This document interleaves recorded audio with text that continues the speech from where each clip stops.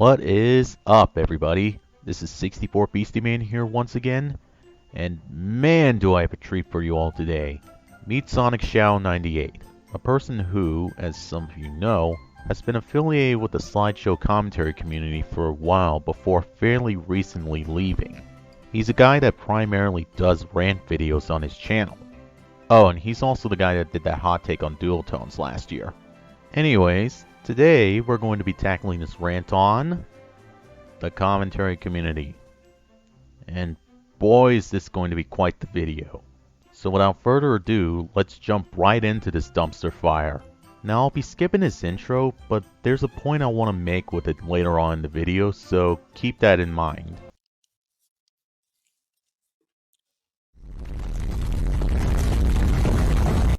Hello, I am SonicShadow98, once again with another rant! This time I am going to be doing a rant on a certain community that drives me insane and makes me want to cringe 90% of the time. No, I am not talking about the Sonic fanbase. Aww, and here I was getting ready to hear you rip into the Sonic fanbase for all the fetish art found on DA. In all seriousness though, I don't think anyone would think that given the title to your video. After all, the video's title does give the audience a good impression of what they're going to watch.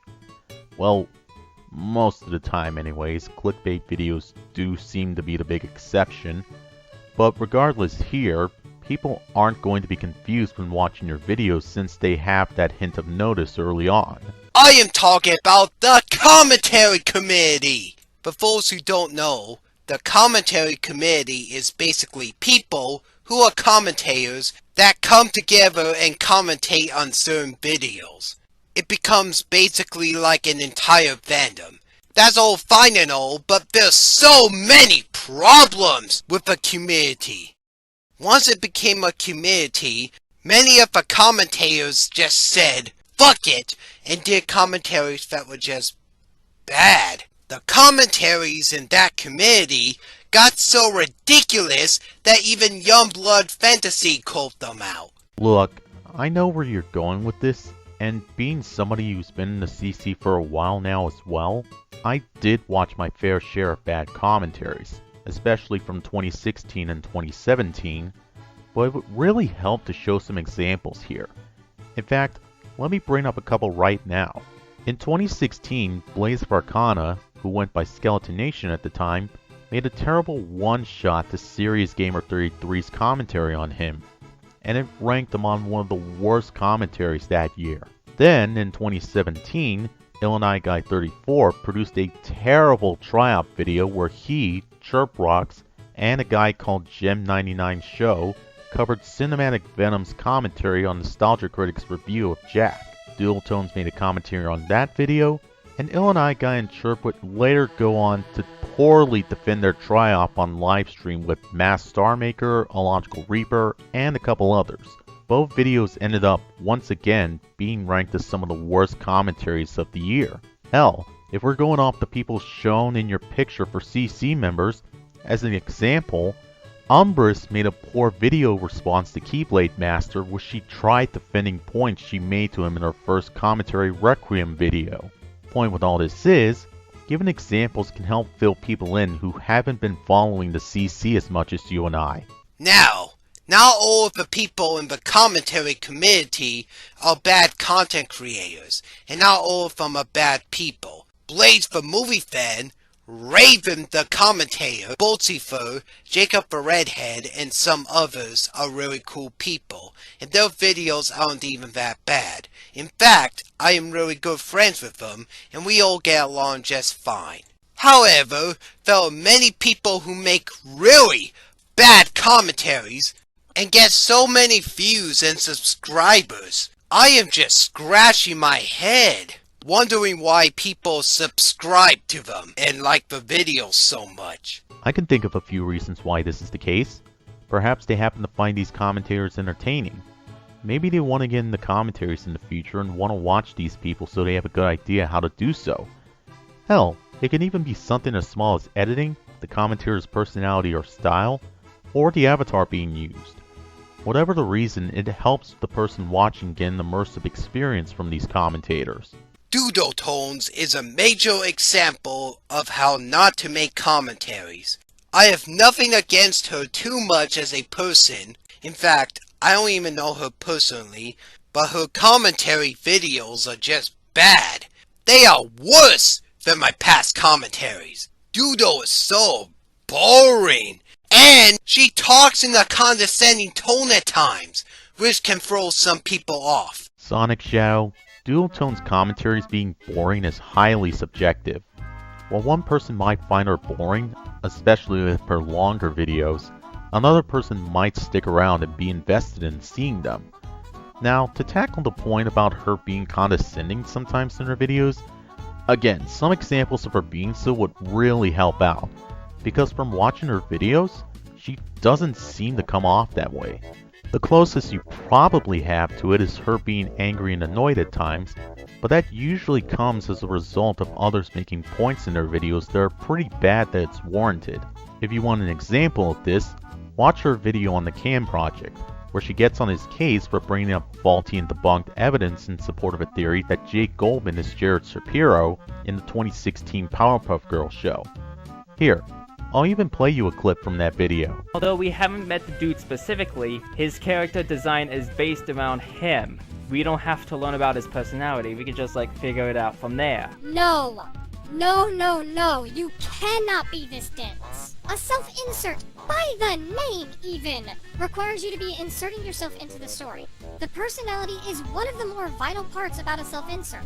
So unless we know that Shapiro and Goodman share similar traits to this personality, we cannot claim the former as an obvious self-insert to the latter. Now, please tell me how that's condescending. I mean, you're the one bringing this up. Ball's in your court. She joked about autism in her commentary on Step by a Sonic Fan, which wasn't even funny in the first place. Piece of shit. Boy, you are completely mistranslating Dual Tones' joke in that video, as the joke wasn't centered around how Sapphire Sonic Fan had autism, rather it was centered around how Dual Tones used Google to look up how to tell if a person had autism as a poor man's attempt at a diagnosis, before backpedaling at the last second. Due to these two problems, I came to the conclusion that this man either has autism, on one of the more extreme parts of the spectrum, or narcissistic personality disorder, and immediately went to Google how I could tell if somebody does, before realizing that I'm totally lying to you guys and I'm not actually professional enough to diagnose someone with that in seriousness. Do not test me on this and think that I wouldn't notice. Plus, her voice sounds like Fred Figurehorn. She sounds like frickin' Fred. One pitches up their voice to sound feminine, while the other pitches up their voice to sound like a child. One isn't playing a character while the other is. One is trans while the other is comfortable with being a male. Oh, and there's also the fact that one still does what they do while the other has stopped doing so a long time ago. Yeah, no. Clearly these two are very similar to one another. Oh, and did I also mention that one is only on online platforms while the other got multiple movies and a show on Nickelodeon? It's no for nothing! Also, a lot of Doodle's commentaries are unnecessarily long, like 30 minutes, 50 minutes, or even an hour.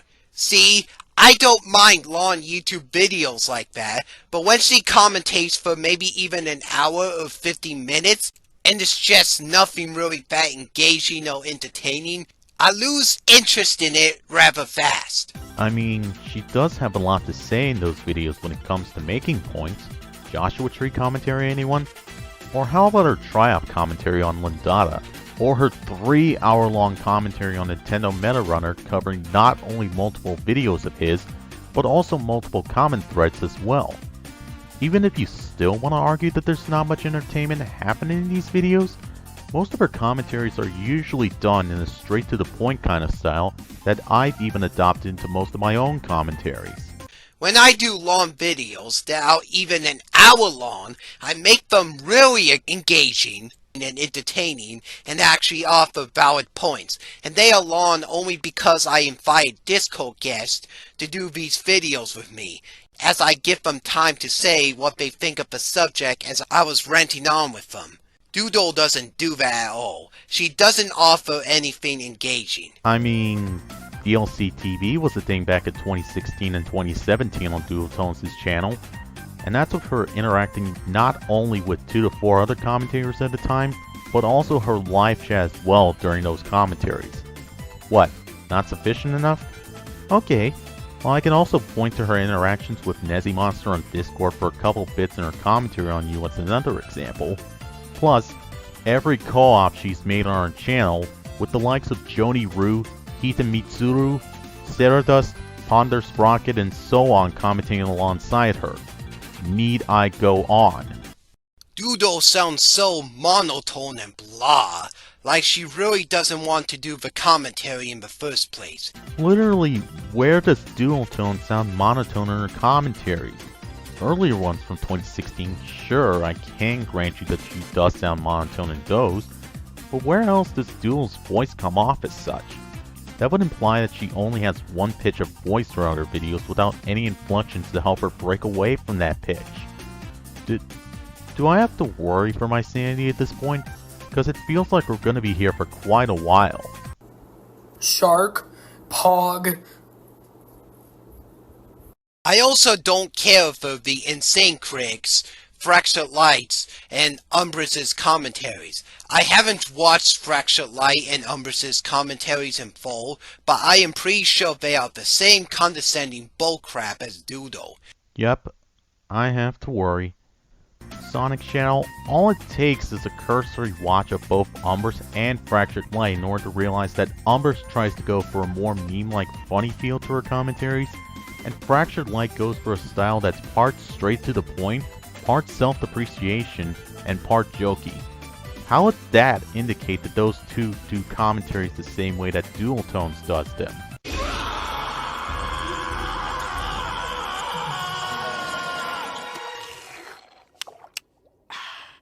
So much toxic drama has happened within the community.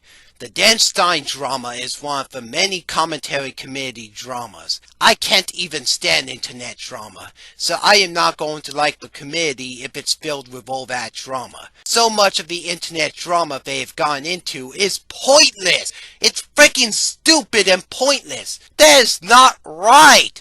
Why the hell can't we just all get along, even if we don't agree with one another? So, Dan Stein acting like a child predator in Discord DMs, Halo fan doxing people and attempting to false flag Sean Sampson's channel, and Nintendo Metarunner having numerous accounts of not only defending pedophilia, but also making transphobic remarks against Lindada. Those are things that we should look past and try to accept and forgive? No, Sonic Shadow, that's a dangerous mindset to have here.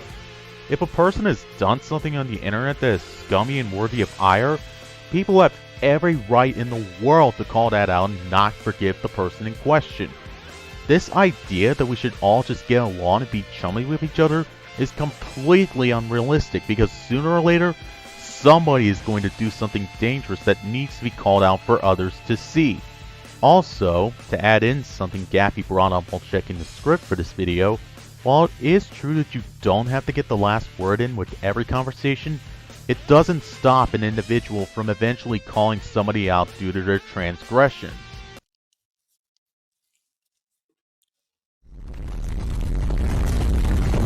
I also hate it when some commentators use voice changers to speed up their voice to sound really high-pitched.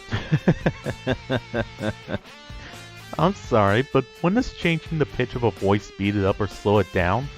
That's what tempo is used for, in Audacity at least. Let me explain.